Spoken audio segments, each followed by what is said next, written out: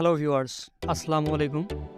তো আজকে আমি দেখাবো আপনি এরকম একটি ছবি থেকে কিভাবে এইরকম ছবিতে পরিণত করবেন। খুবই সিম্পল। তো আপনাকে এর জন্য প্রথমে যা করতে হবে,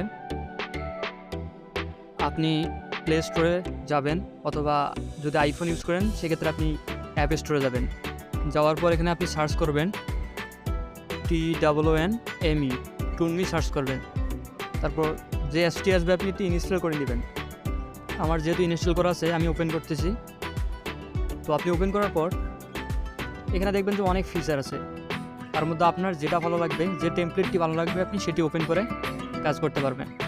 আমি প্রথমে এটি ওপেন করতেছি।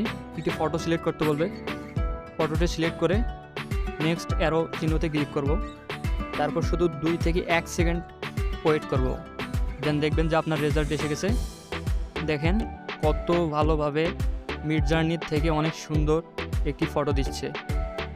তো মিডজার্নির মতো ঝামেলা ছাড়াই এভাবে একটি কমপ্লিটলি কার্টুন ফটো তৈরি করতে পারবেন। তো চ্যানেলে যদি নতুন হয়ে থাকেন আর নিত্য নতুন এভাবে এরকম ভিডিও এডিটিং টিপস পেতে চান তাহলে অবশ্যই সাবস্ক্রাইব করে পাশে থাকবেন। Thanks for watching.